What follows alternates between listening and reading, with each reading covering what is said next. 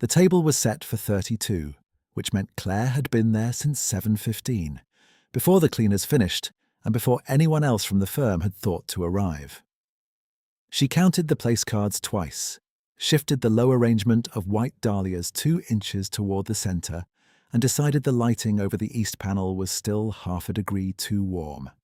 She did not mention the lighting to anyone because there was no one there to mention it to, and because she had learned, across 4 years at Voss Merit Architectural Partners, that mentioning things put your name on them in the wrong direction. The firm's quarterly client reception was the kind of event Diana Voss treated as a referendum on the firm's standards and, by extension, on her own. Everything about the room was meant to signal effortlessness, which meant someone had to work very hard to produce that effect before Diana walked in and accepted credit for it. For 4 years, that someone had been Claire. She was not bitter about this. She was clear about it, which was different. Claire checked the notebook. 12 vendors expected before 11. The florist had already come and gone. The catering company would arrive at 9:30 with the cold hors d'oeuvres and set up in the adjacent pantry. The wine needed to be at 60 degrees, which meant she had 40 minutes to confirm the temperature of the 2 display coolers someone had left at 52. She crouched beside the nearer cooler, turned the dial, and stood without dusting her knees because the trousers were clean and the floor was clean, and there was no reason to make a production of any of it. She was standing near the window, double-checking the placement of the 3rd cooler against the diagram she'd drawn 3 days earlier, when she heard the elevator open at the end of the corridor. The man who appeared in the doorway did not look like a vendor. Vendors came through the service entrance on the building's north side, which was clearly marked, and they arrived with carts and clipboards and an air of mild impatience. This man carried nothing. He wore a dark jacket over a plain shirt, the kind of clothes that announce nothing in particular, neither expensive nor careless, and he paused at the threshold with the calm of someone who has never, once in his life, had reason to feel out of place. Claire looked up from her diagram. "Can I help you?" she said. "I think I may have the wrong floor," he said. His voice was level and unhurried. He looked at the room with what she could only describe, later, as professional attention, the way someone looks at a space they have trained themselves to read. "This is the 4th floor," she said. "Client reception. If you're with the catering company, the service entrance is off the north corridor.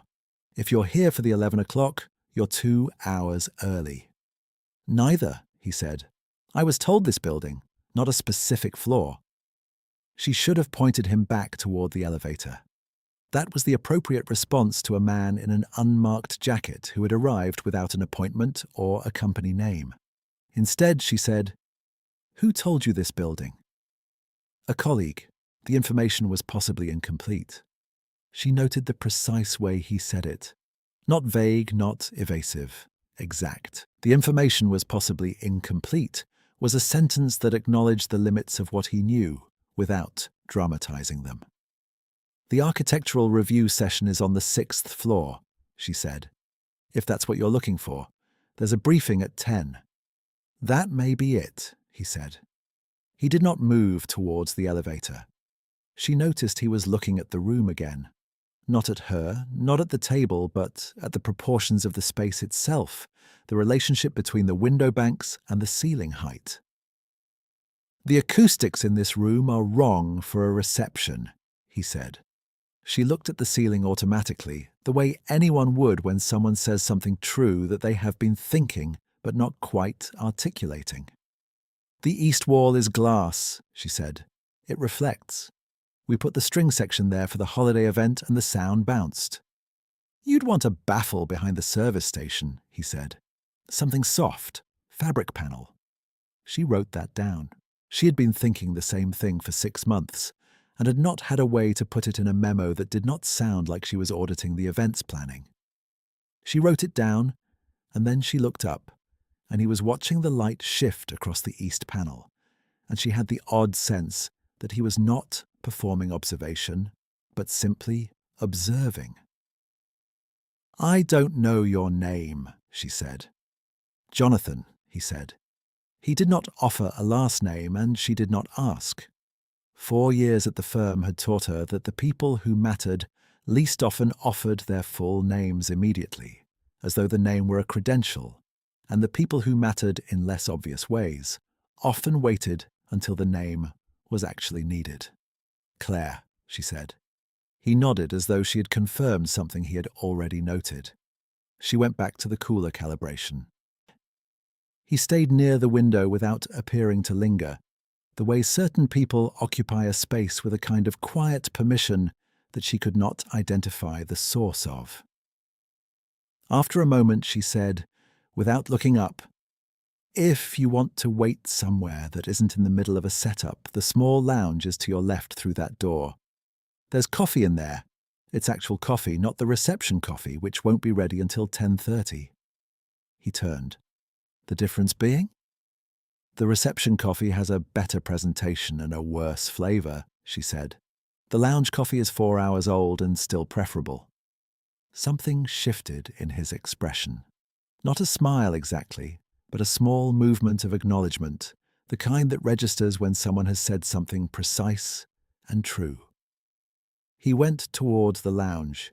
She heard him pour a cup, and she heard nothing else for a while, and she was grateful for the ordinary silence of someone who did not feel the need to fill a room with conversation.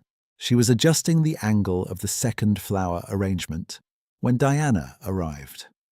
Diana Voss walked through spaces the way she walked through conversations, ahead of her context, and impatient with anything that needed catching up.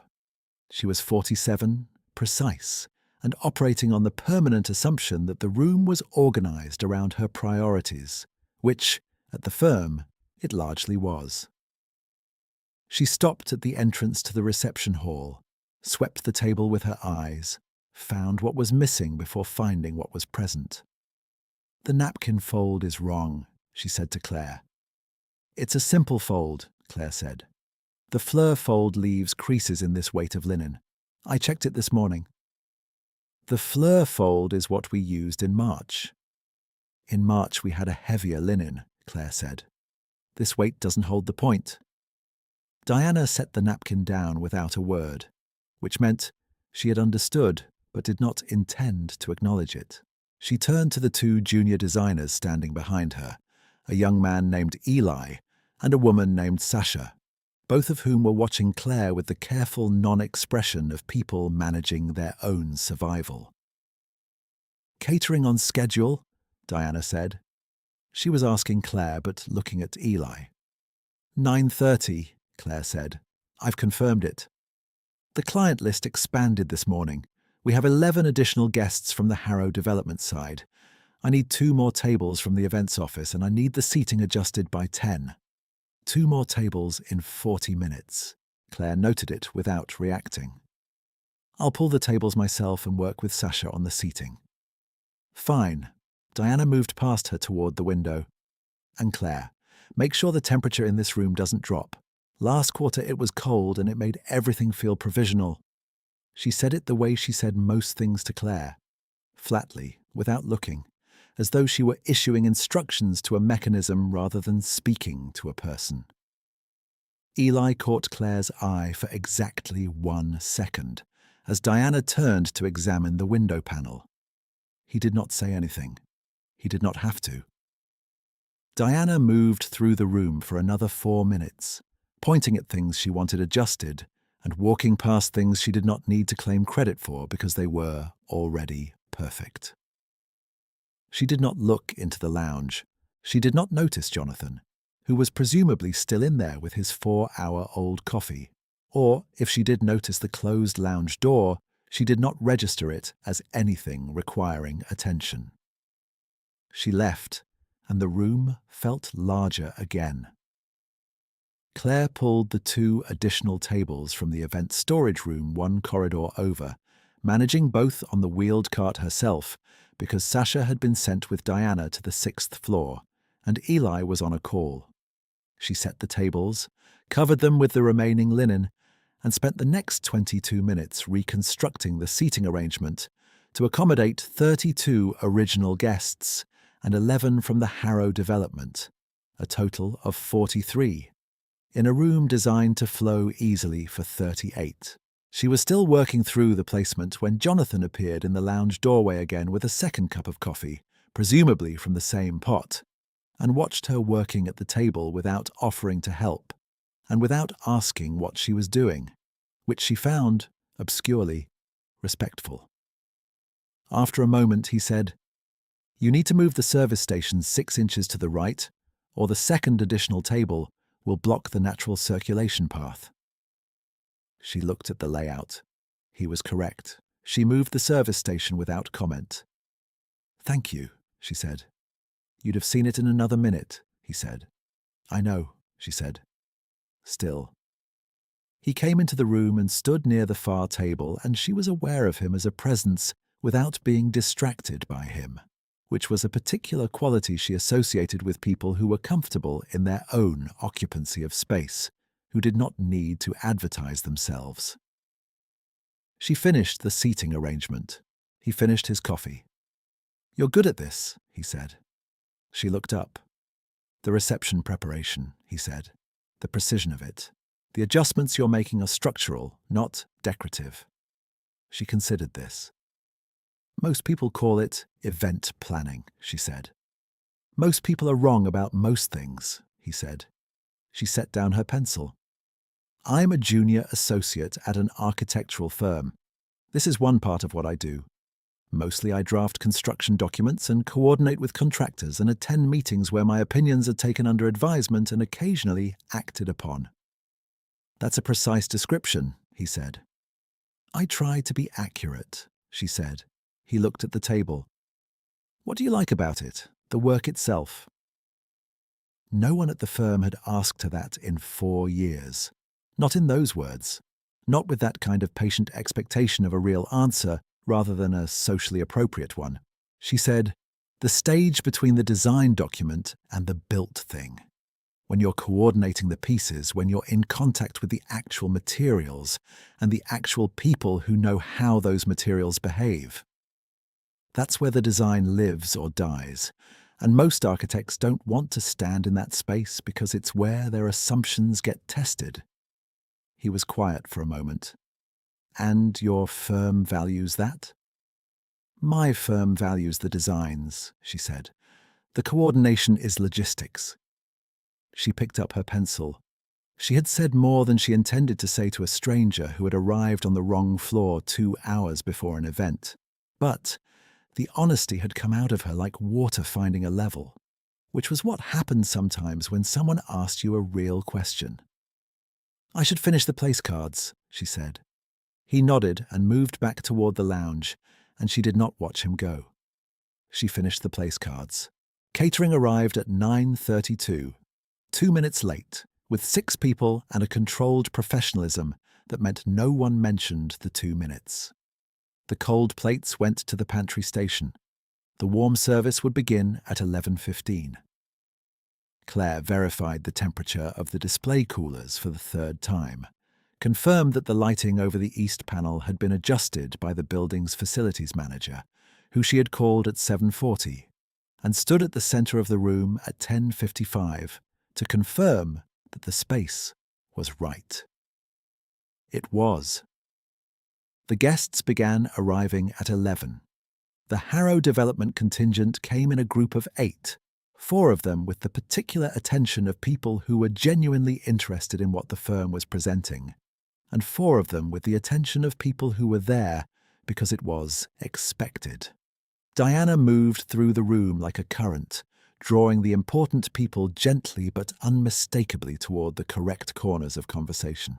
She was very good at this. It was the part of her work that was actually remarkable to observe. Jonathan had not left. Claire noticed this without quite registering why she noticed it. He had returned to the edge of the room at some point after 11, standing near the panel of architectural drawings the firm had put up for the Harrow project, his coffee cup gone, his hands in the pockets of his jacket. He looked at the drawings with the same quality of attention he had given the room's proportions 2 hours earlier. Eli approached her near the service station. "Who's the man by the Harrow drawings?" he said quietly. "He arrived early," Claire said.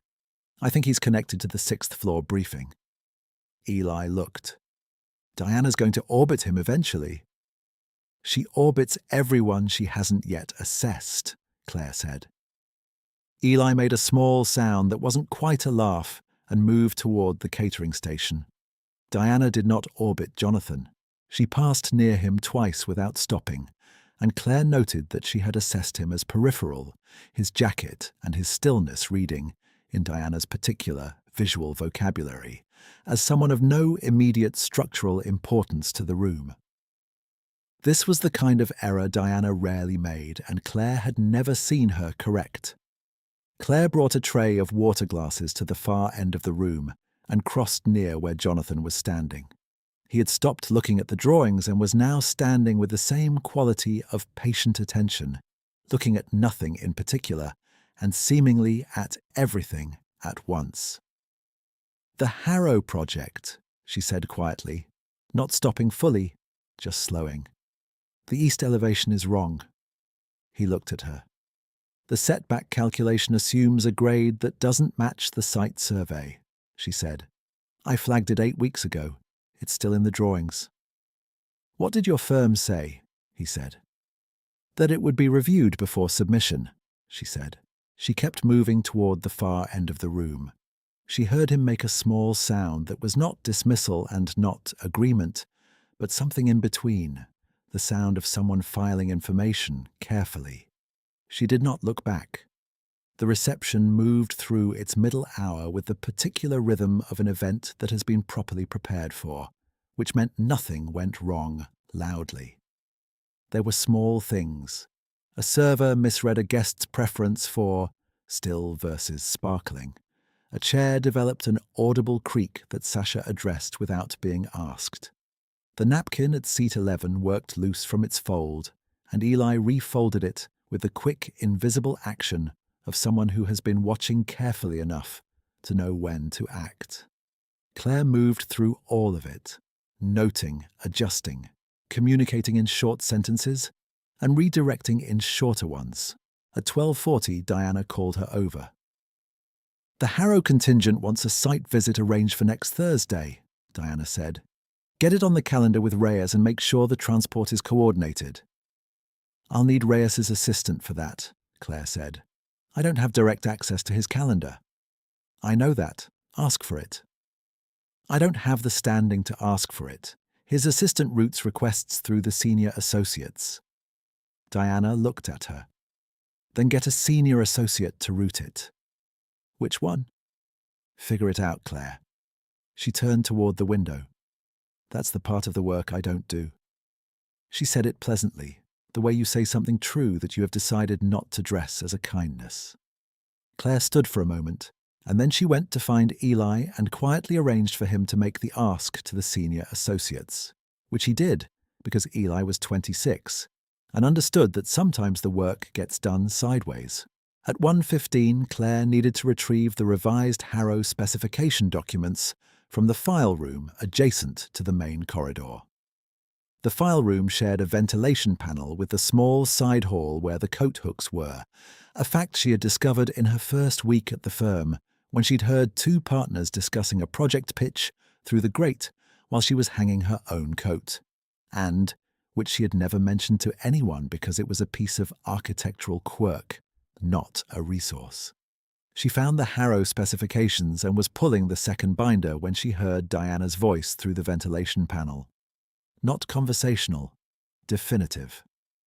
"Claire has the competence, but not the instinct," Diana said. "She does the work, but she doesn't read the room. She'll always be in the support position because she doesn't know how to position herself."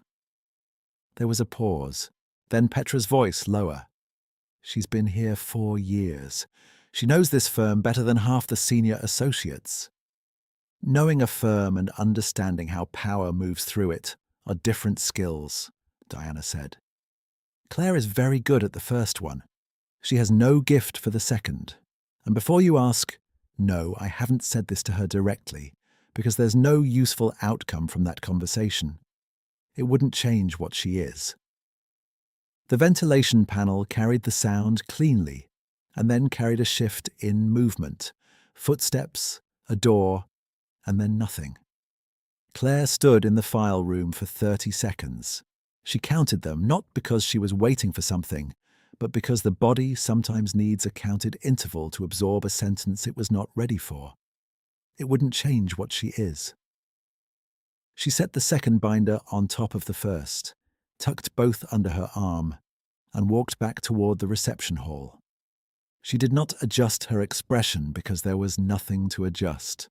She had heard something she was not meant to hear, and it had done what those things do, moved the floor under her, and clarified what the floor had always been.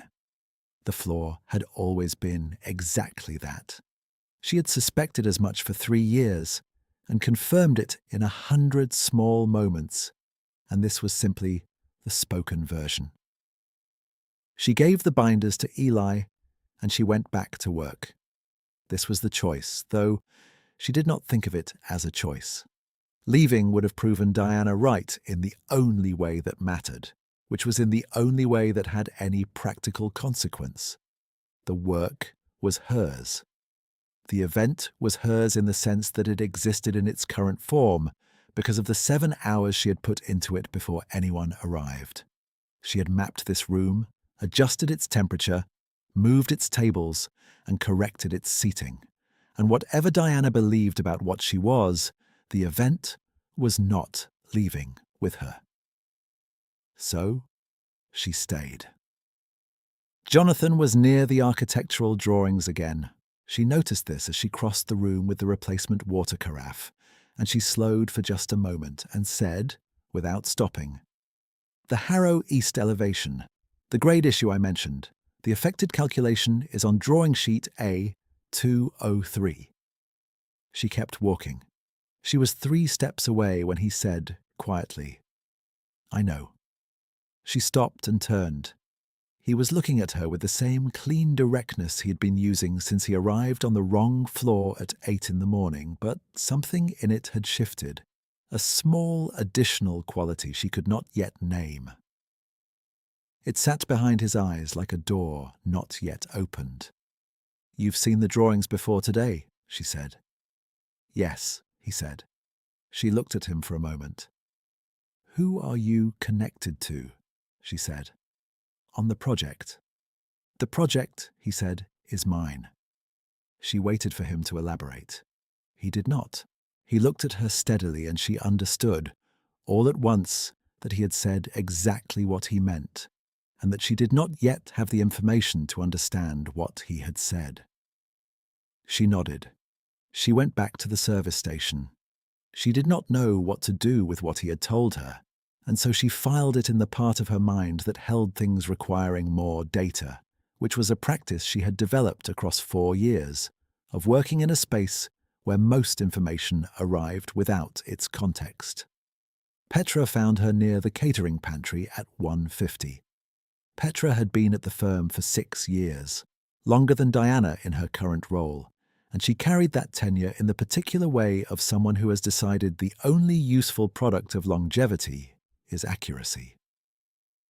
She was small and wore her grey at the temples without apology, and she had said more useful things to Claire in 4 years than anyone else at the firm. "Diana is not right about you," Petra said. Claire looked at her. "I know you heard us," Petra said. "I could hear the binder shift through the ventilation panel." "It's fine," Claire said. "It's not fine. What she said is not accurate, and I want you to know I told her so." "I heard that too," Claire said. "Thank you." Petra studied her for a moment. "She's wrong about reading the room," she said. "You read every room you walk into. You just don't use what you see the way Diana thinks you should." "I use it to make the rooms work," Claire said. "That's what I mean," Petra said. She touched Claire's arm, brief and deliberate, and went back toward the reception floor. At 2:15, the double doors at the end of the corridor opened, and a man came through them that Claire had not seen before. He was 60 or so, white-haired, in a suit that registered as quietly expensive in the way that the most expensive things never announce themselves. He carried a leather folio, and he moved with the particular certainty of someone who does not arrive at events, but rather events arrive around him. He scanned the room. He found Jonathan. "Jonathan," he said, and his voice was not loud, but it carried in the way that voices do when they are accustomed to being heard. "I've been at the 6th floor. They said you might be down here." Jonathan turned. "Marcus," he said. The two men shook hands in the middle of the reception room, and Marcus Webb did not lower his voice, and he did not look around to see who was listening. He said, "Delighted you made it in person. The Harrow team has been hoping to hear your read on the revised site plan before we go to submission." He said it, and it landed in the room the way stones land in still water. "Jonathan Anderson," Marcus said, and he turned slightly so that the nearest cluster of guests was included in the address, almost reflexively, the way people gesture when they want credit distributed. "Is the reason the Harrow development exists at all. He's been the principal investor and, candidly, the architectural conscience of this project from the beginning." Diana Voss heard this from 8 feet away. Claire watched her hear it. Diana had been in mid-sentence with one of the Harrow development men, a sentence that died quietly and without ceremony as the information arrived and reorganized itself against everything she thought she knew about the room. She looked at Jonathan. She looked at Marcus. She looked at Jonathan again. The color in her face moved in a way that had nothing to do with temperature. Marcus kept talking to Jonathan about the east elevation, about the grade calculation, about the submission timeline.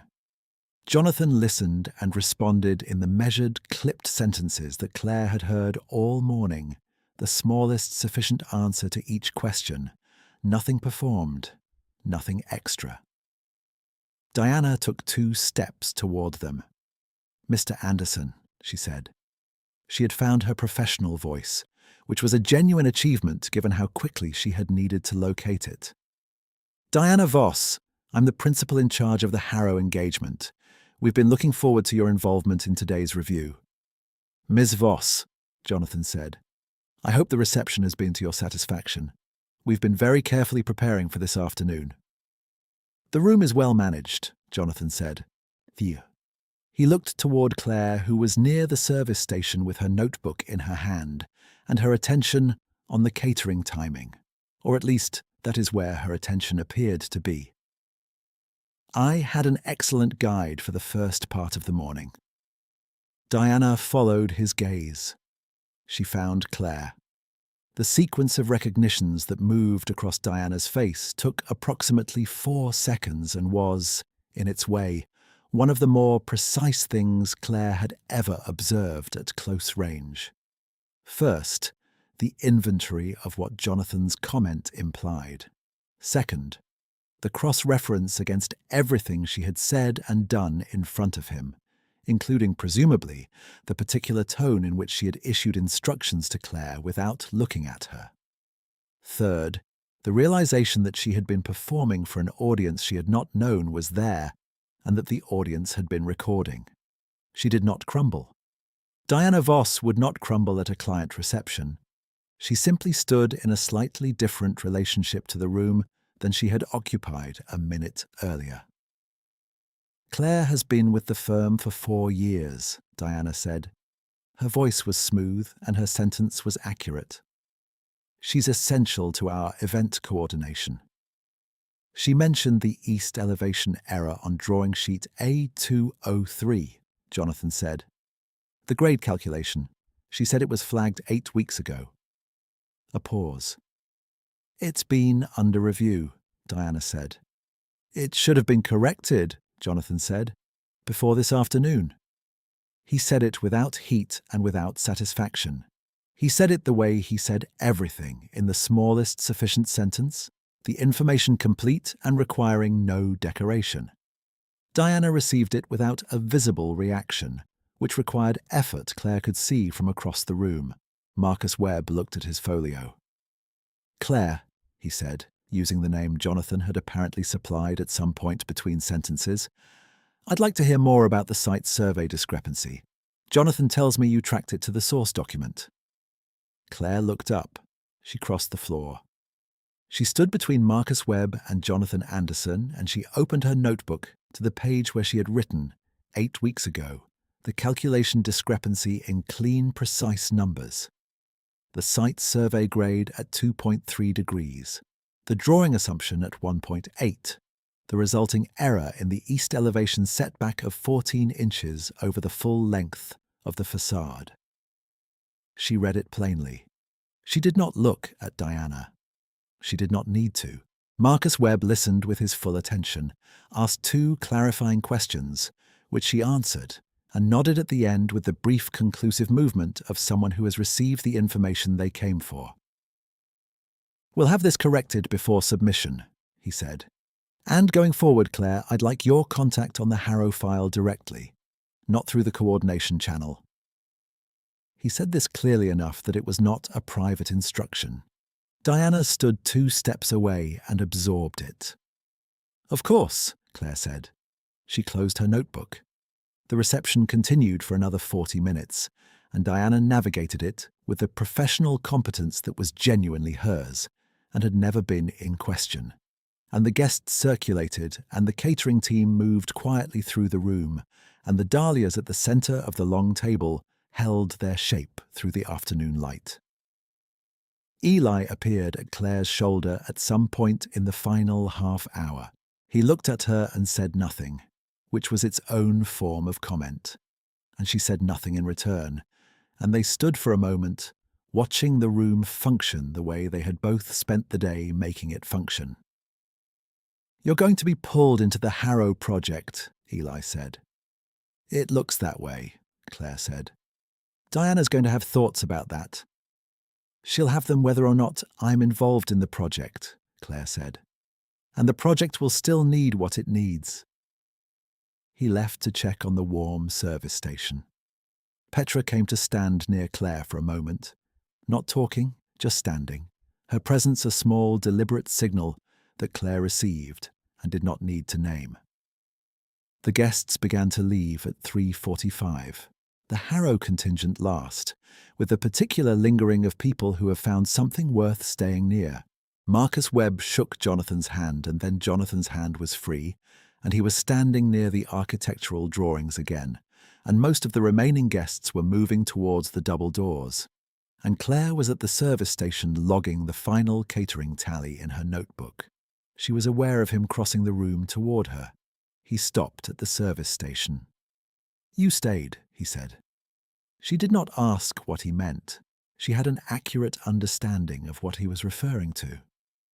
"There was work to finish," she said. "There's always work to finish," he said. "Not everyone stays with it." She looked at him directly. "This morning you told me the project was yours. You knew what I was saying about the east elevation. You knew who Diana was." "Yes," he said. "You were here all morning, and you didn't say any of that." "No," he said. She looked at him steadily. She was not angry, though. She examined the question of whether she should be, and found that the answer was more complicated than anger. He had been in the room all morning, and he had watched, and he had engaged honestly, and he had said, at one point, "The project is mine," which was the plainest possible form of disclosure if you already had the context to receive it. She had not had the context. "You said you had nothing to recommend you," she said. "When we first talked, you said the information you'd been given was possibly incomplete." He considered this. "I said the information I'd been given about the floor was possibly incomplete. And then when I asked what you liked about the work," she said, "you listened to the actual answer." He waited. "You asked me what I liked about the work," she said. "You asked me a question, and then you listened to the answer, and you didn't tell me what my answer should have been." "You said the project is mine," she said. "I didn't know what you meant." You knew more than you gave yourself credit for, he said. She thought about the morning, the acoustic observation, the service station placement, the coffee, the grade calculation, the question about what she liked, the particular quality of his attention, the way it had registered everything without advertising, that it was registering anything. You were watching, she said. I was working, he said. The watching was incidental. She almost believed this. Is the information still possibly incomplete? She said. He looked at her. The door that had been behind his eyes since 8 in the morning was, she thought, not fully open, but no longer closed. No, he said. I think I have what I came for. She did not know exactly what to do with that sentence, and so she said nothing, which was the right response to a sentence that was asking to be held rather than answered. He said, the east elevation correction. Would you be willing to walk me through the survey document? When? She said. Tomorrow, he said. If that works. That works, she said. He nodded.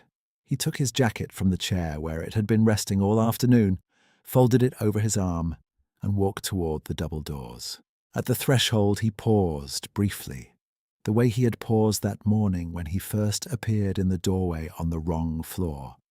And she had the particular sense that the pause was not hesitation, but acknowledgement.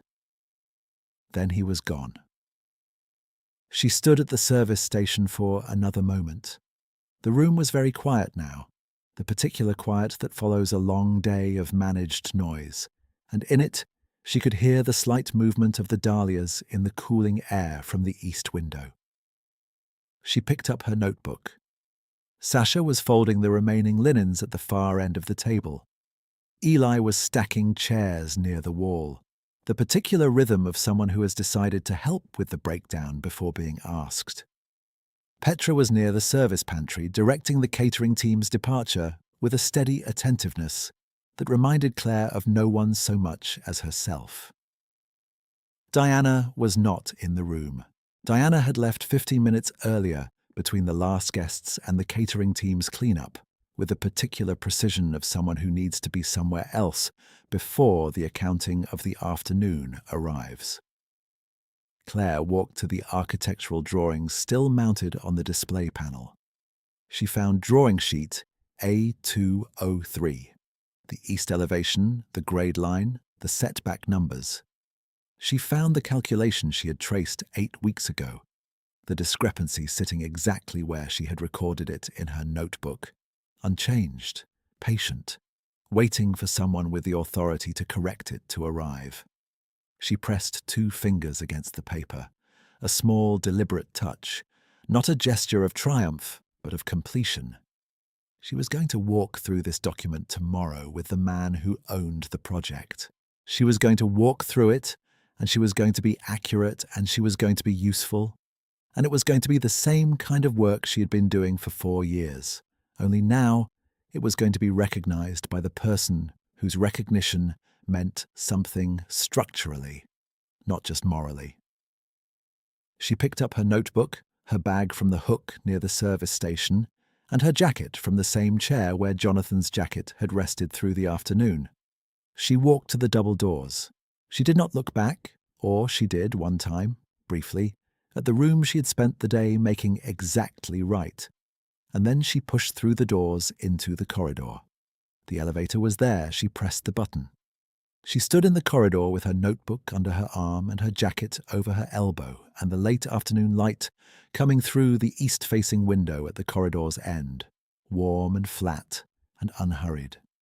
She thought about the morning, the man in the doorway who had no floor, no company name, no visible credential, who had looked at the room's proportions with a trained eye and told her the acoustics were wrong and the service station needed to move 6 inches to the right, and who had asked her what she liked about the work, and then listened to the answer without suggesting what the answer should have been. She had listed 3 things about him before she had any idea that the listing was anything other than an accurate account of what she had observed. He had arrived plainly. He had stayed attentive. He had asked a real question and held still for the real answer. She thought about Diana's voice through the ventilation panel. She doesn't read the room. She'll always be in a support position because she doesn't know how to position herself. She had read the room perfectly. She had read the room the moment a man walked into it at 8 in the morning, and she had assessed him by the quality of his attention and the accuracy of his observations and the particular way he occupied a space without needing to announce himself. And she had been right in every particular, and none of that accuracy had required knowing what he owned or what he was worth or what his name sounded like in the mouth of a senior partner. The elevator moved. She rode it down to the lobby. She walked through the lobby and through the glass doors and out into the afternoon, and the air outside was cool and carried the particular quality of a day that has finished delivering what it came to deliver. And she put her jacket on while she walked, and she did not slow down. Behind her, 11 floors up, in a room she had set before anyone arrived and stayed in after everyone had left, the white dahlias still held their shape in the low afternoon light. She walked.